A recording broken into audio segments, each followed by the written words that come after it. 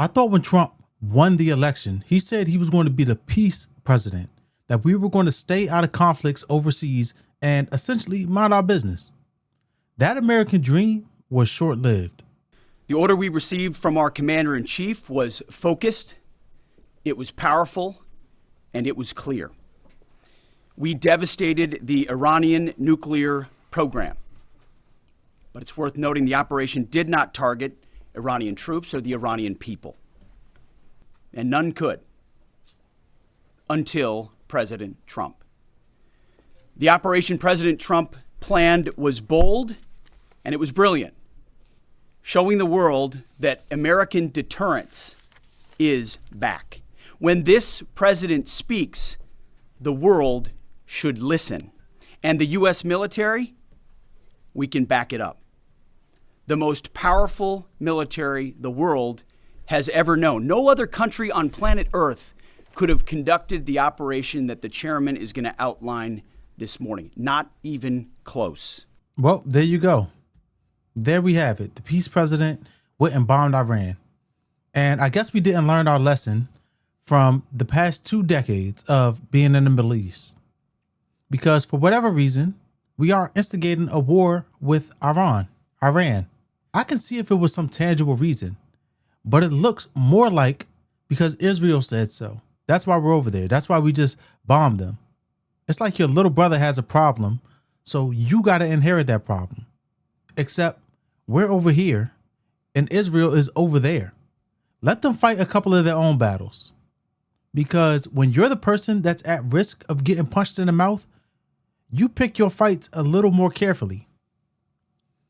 What happened to Iran is not about nuclear weapons, but we love to put the cart before the horse and just make up the facts as we go. Because Trump, he literally spoke out during the Iraq war and said he wasn't with it. He said that there were no weapons of mass destruction. He said that there was no evidence of them and we had no reason to be there. That's what he said 20 years ago. But this time around, when it's his seat and his relationship to maintain with the foreign government, he's perfectly okay with shifting the facts and the evidence reported by his own administration. The material that they've gathered already, it's a tremendous amount of material. And I think within a matter of weeks, or certainly within a matter of months, they're going to be able to have a nuclear weapon. We can't let that happen. I was very much opposed to Iraq. I said it loud and clear, but I was a civilian, but I guess I got a lot of publicity. But I was very much opposed to the Iraq war.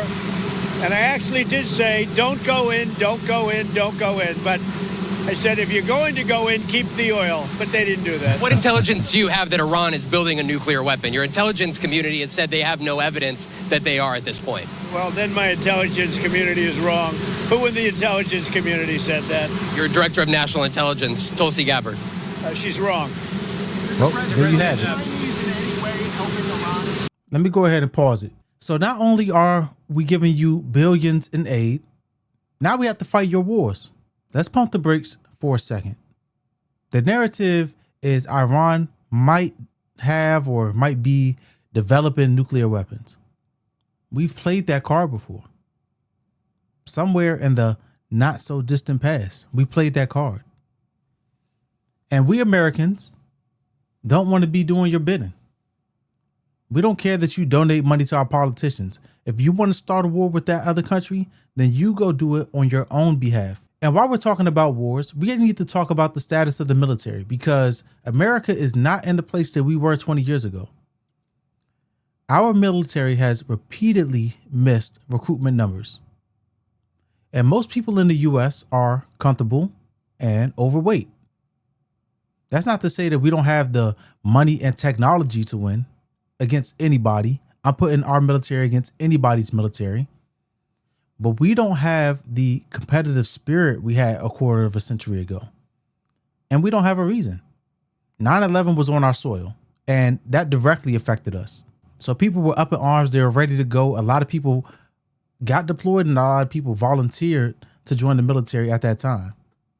But Iran potentially developing weapons of mass destruction because Israel said so sounds like a personal problem if I've ever heard one. You have all of these countries that surround Iran, and we have to be the ones that jump. When do we get to a point where we say that's not our business? This is not about supporting Trump. He's had the agenda, America first. And if it's America first, then this move makes no sense to me.